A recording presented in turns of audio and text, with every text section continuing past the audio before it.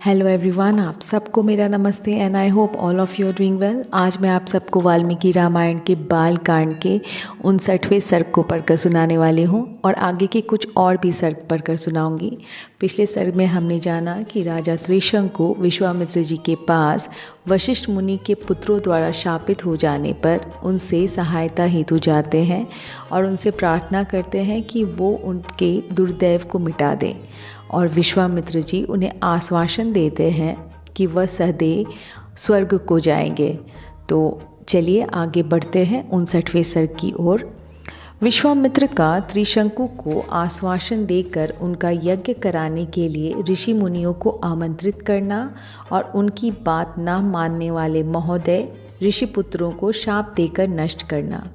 तो इस सर्ग में कहते हैं कि साक्षात चंडाल के रूप को प्राप्त हुए राजा त्रिशंकु के पूर्वोक्त वचन को सुनकर कुशिक नंदन विश्वामित्र जी ने दया से द्रवित होकर उनसे मधुरवाणी में कहा, वत्स इक्ष्वाकु कुल नंदन, तुम्हारा स्वागत है। मैं जानता हूँ कि तुम बड़े धर्मात्मा हो। डरो मत, मैं तुम्हें शरण दूंगा। तुम्हारे यज्ञ में सहायता करने वाले समस्त पुण्यकर्मा महर्षियों को मैं आमंत्रित करता हूँ। फिर तुम आनंद पूर्वक यज्ञ करना और जिससे तुम नवीन रूप को प्राप्त होगे और सदैव स्वर्गलोक को जाओगे। और उसके बाद फिर विश्वामित्र जी अपने महाज्ञानी पुत्रों को यज्ञ की सामग्री जुटाने की आज्ञा देते हैं। उसके बाद शिष्यों को बुलाकर वे कहते हैं, तुम लोग मेरी आज्ञा से अनेक विषयों के ज्ञाता ऋषि मुनियों उनके और वशिष्ठ के पुत्रों को भी बुला लो और सारे शिष्य सुहृदयों सबको बुला लाओ। और जो मेरे संदेश को सुनकर जो कोई कुछ भी कहता है, अगर उसके बारे में अवहेलना करता है तो मुझे आकर सब कुछ बताओ। उनकी आज्ञा मान के सभी शिष्य चारों दिशाओं में चले गए। फिर तो सब देशों के ब्रह्मवादी मुनि आने लगे। विश्वामित्र के वे शिष्य उन प्रज्वलित तेज वाले महर्षि के पास सबसे पहले लौट कर आए और समस्त ब्रह्मवादियों ने जो बातें कही वो विश्वामित्र को सुनाने लगे। उन्होंने कहा कि वशिष्ठ मुनि के जो 100 पुत्र हैं वो बहुत क्रोधित हो गए हैं और उन्होंने कहा है कि जो विशेषतः चांडाल है और जिसका यज्ञ कराने वाला आचार्य क्षत्रिय है, उसके यज्ञ में देवर्षि अथवा महात्मा ब्राह्मण भविष्य का भोजन कैसे कर सकते हैं, अथवा चांडाल का अन्न खाकर विश्वामित्र से पालित हुए ब्राह्मण स्वर्ग को कैसे जा सकेंगे। इस टाइप का उन्होंने कहा, वो सब बताते हैं। तो विश्वामित्र जी बहुत ही क्रोधित हो जाते हैं। वे रोषपूर्वक इस प्रकार कहते हैं कि मैं उग्र तपस्या में लगा हूँ और दोष या दुर्भावना से रहित हूँ, तो भी जो मुझ पर दोषारोपण करते हैं वे दुरात्मा भस्मीभूत हो जाए।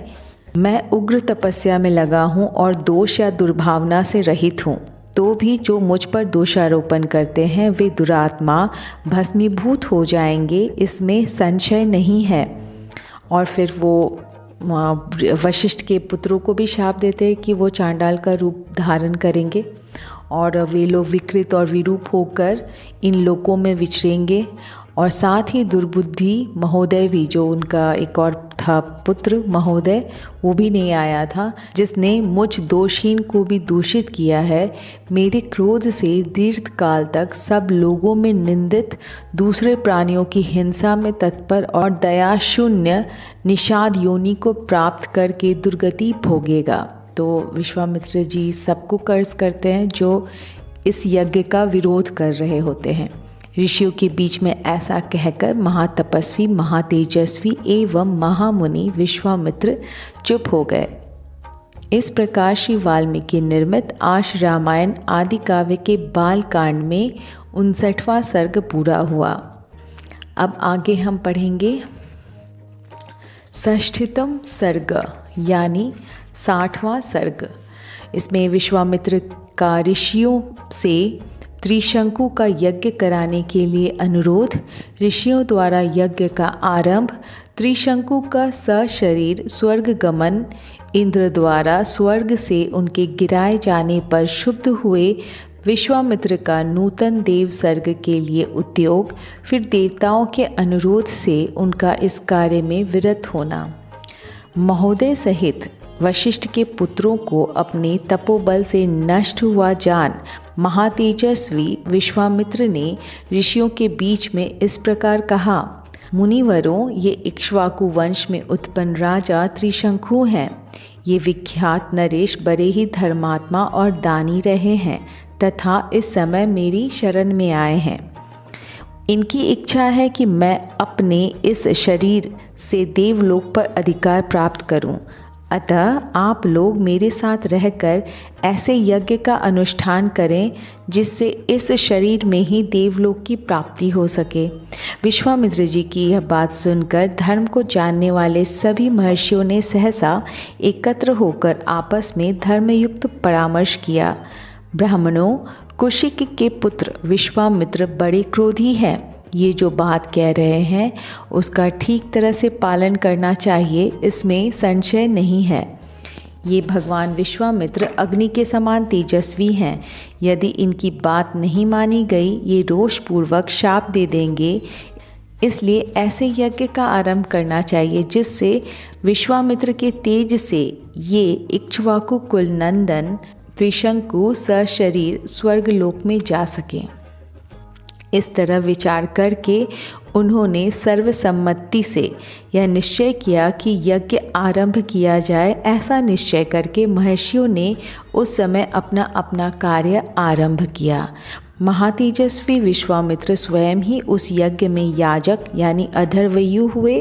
फिर क्रमशः अनेक मंत्रवेत्ता ब्राह्मण ऋत्विज हुए, जिन्होंने कल्पशास्त्र के अनुसार विधि एवं मंत्रोच्चारण पूर्वक सारे कार्य संपन्न किए। उसके बाद बहुत टाइम तक मंत्र पाठ करके महातपस्वी विश्वामित्र ने अपना अपना भाग ग्रहण करने के लिए सभी देवताओं का आवाहन किया, और लेकिन उस समय वो सभी देवता नहीं आए। इससे महामुनि विश्वामित्र को बहुत क्रोध आया। वे स्त्रुवा उठाकर रोष के साथ राजा त्रिशंकु से उन्होंने इस प्रकार कहा, नरेश्वर, तुम मेरे द्वारा उपार्जित तपस्या का बल देखो।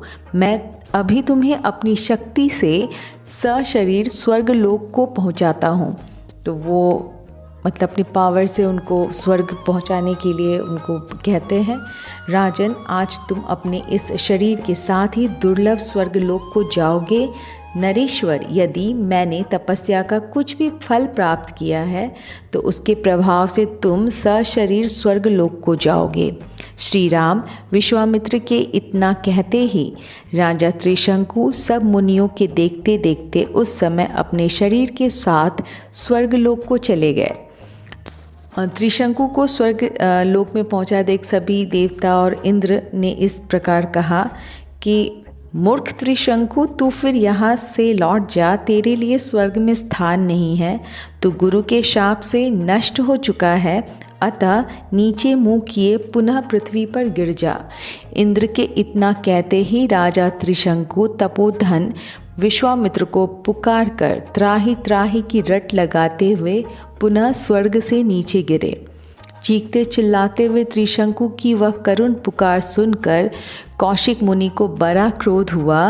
वे त्रिशंकु से बोले, राजन, वहीं ठहर जा, वहीं ठहर जा।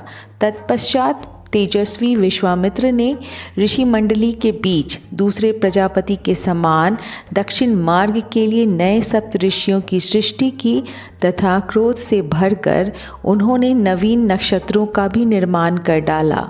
वे महायशस्वी मुनि क्रोध से कलुषित हो दक्षिण दिशा में ऋषि मंडली के बीच नूतन नक्षत्र मालाओं की सृष्टि करके यह विचार करने लगे, मैं दूसरे इंद्र की सृष्टि करूँगा अथवा मेरे द्वारा रचित स्वर्गलोक बिना इंद्र के ही रहेगा। ऐसा निश्चय करके उन्होंने क्रोधपूर्वक नूतन देवताओं की सृष्टि आरंभ की। इससे समस्त देवता, असुर, ऋषि समुदाय घबराए और विश्वामित्र से उन्होंने कहा कि ये राजा त्रिशंकु गुरु के शाप से अपना पुण्य नष्ट करके चांडाल हो गए हैं, अतः तपोधन ये सशरीर स्वर्ग में जाने के लिए अधिकारी ही नहीं है। उन देवताओं की ये बात सुनकर मुनिवर कौशिक ने संपूर्ण देवताओं से परमोत्कृष्ट वचन कहा, देवगण आपका कल्याण हो। मैंने राजा त्रिशंकु को सदेह स्वर्ग भेजने की प्रतिज्ञा कर ली है, अतः उसे मैं झूठी नहीं कर सकता। इन महाराज त्रिशंकु को सदा स्वर्ग लोक का सुख प्राप्त होता रहे। मैंने जिन नक्षत्रों का निर्माण किया है वे सब सदा मौजूद रहें, जिनके द्वारा मेरी सृष्टि की गई है सदा बनी रहें। देवताओं, आप सब लोग इन बातों का अनुमोदन करें। उनके ऐसा कहने पर सब देवता मुनिवर विश्वामित्र से बोले, महर्षि ऐसा ही हो, ये सभी वस्तुएं बनी रहें और आपका कल्याण हो। मुनिश्रेष्ठ, आपके रचे हुए अनेक नक्षत्र आकाश में वैश्वानर पथ के बाहर प्रकाशित होंगे और उन्हीं ज्योतिर्मय नक्षत्रों के बीच सदा नीचे किए हुए त्रिशंकु भी प्रकाशमान रहेंगे, मतलब वो अपसाइड डाउन हो जाएंगे। और ये सभी नक्षत्र इन कृतार्थ एवं यशस्वी नृपश्रेष्ठ का स्वर्गीय पुरुष की भांति अनुसरण करते रहेंगे। इसके बाद संपूर्ण देवताओं ने ऋषियों के बीच में ही महातेजस्वी धर्मात्मा विश्वामित्र मुनि की स्तुति की। इससे प्रसन्न होकर उन्होंने बहुत अच्छा कहकर देवताओं का अनुरोध स्वीकार कर लिया। नरश्रेष्ठ श्री राम तदंतर यज्ञ समाप्त होने पर सब देवता और तपोधन महर्षि जैसे आए थे वैसे ही अपने अपने स्थान को लौट गए। इस प्रकार श्री वाल्मीकि निर्मित आश रामायण आदि काव्य के बालकांड में 60वां सर्ग पूरा हुआ। जय श्री राम।